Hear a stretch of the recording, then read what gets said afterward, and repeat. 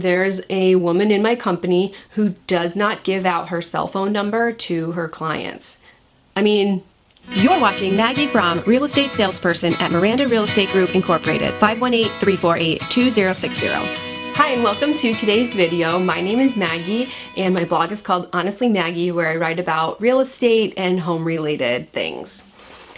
So today's video might be slightly controversial, I don't know, but I guess I just wanted to send this out to offer some encouragement, really more than controversy, to some of you newer agents who are struggling to try and make your way into this business and get your breakthrough. A major reason why a lot of people quit the real estate business within the first year is because they get burnt out and they are overworked, and their expectations of what this type of work would be are completely different than the reality. So really, I'm just trying to encourage you with today's video to please, when you're starting off, please don't tell people that you work 24/7. And here's why. Think about it.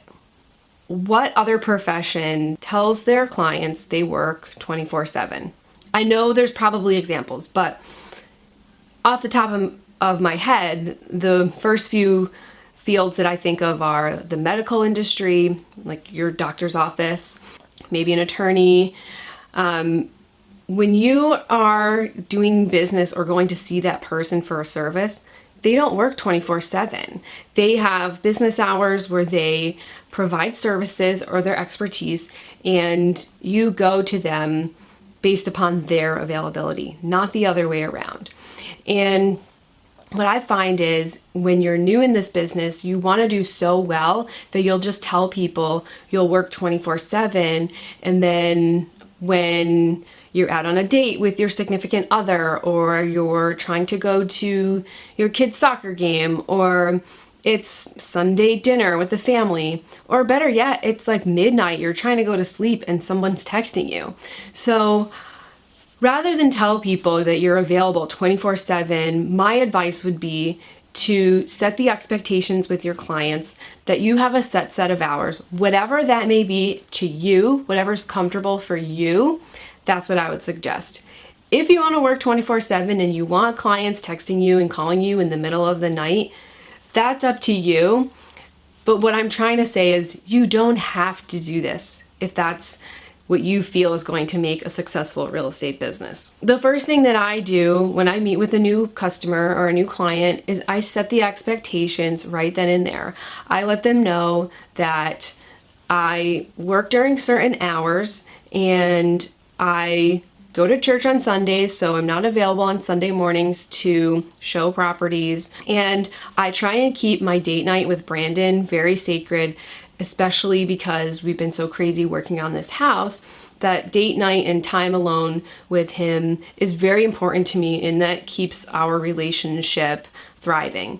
Obviously there are exceptions, but I try really hard not to make any exceptions because Brandon, he's more important to me, no offense, than my clients. I'm married to him. So it's really important to put your family, I believe, in front of your business. Other people have other opinions, but that's me. If people are angry with you or they're upset that you are putting your family first, then chances are you really don't want to do business with that type of person anyway. You know what I mean? If I am contacted by a client after 8 o'clock or 9 o'clock at night, I am just about to go to bed at that point. I'm not mentally available to answer certain questions. So for me, it's better for me to put my phone on silent, put that aside, and then when I'm up early, my brain is fresh, I can get back to that person at 6 or 7 in the morning when I've had time to think about what I need to say. Because once you start replying to people at 8 or 9 o'clock at night, you're telling them that it's okay to contact you at that point.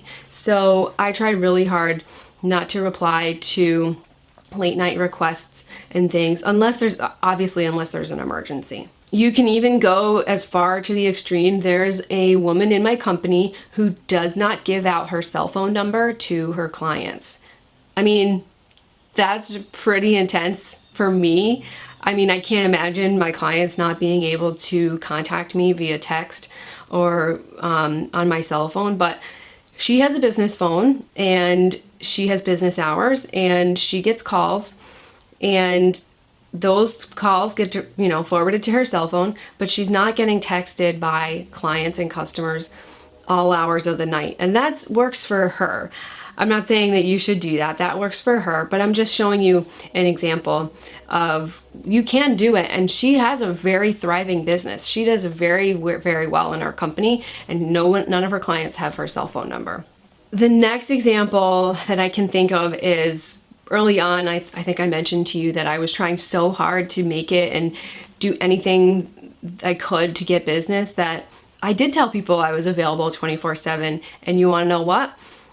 It hit me one night during the week when I was at my client's house until midnight, and I didn't leave their house until after midnight. And I remember getting in my car being like, what the heck am I doing here so late? Why was I here at this house until midnight? And now I have to drive home and get ready for bed and then get up early. Like, my brain just wasn't mentally there. And when you do things like that, when you write up offers at midnight and everything, which is what I was doing, we were writing up an offer, you leave yourself vulnerable to making mistakes, to not being there 100%, at least for me. Maybe if you're a night owl, that's fine. But for me personally, my brain shuts off at 9 o'clock and it's time for me to go to bed. And I just learned the hard way that being at someone's house until past midnight was just such the wrong thing for me to do for my business, and I won't ever do that again. And then on the opposite side of things, I was helping some friends of mine buying a house this year. We were driving together to a wedding that was out of town. We were driving to Vermont, and I remember it was me, Brandon, and then my two friends who were married, and we were talking about something and the house came up, and then immediately the husband says, Maggie, we don't actually want to talk about the house right now because we really value your time and we're on our way to the wedding right now, and we really we don't expect you to talk about house things or house questions. So please don't worry about asking or talking about any of the house stuff. And I was blown away. That was just the greatest gift that somebody could have given me. Like, I could not believe it, because for them to have such awareness of the fact that we were in a car on a Saturday driving to a wedding, and they understood that this was a personal time for me and that they didn't want to talk about house stuff, was just such a gift. And if you can find clients like that, they're very few and far between. Just please let them know how much you appreciate them and treat them like gold, because they don't come around very often, and those are the type of people that you want to bring to you, and I so appreciated it.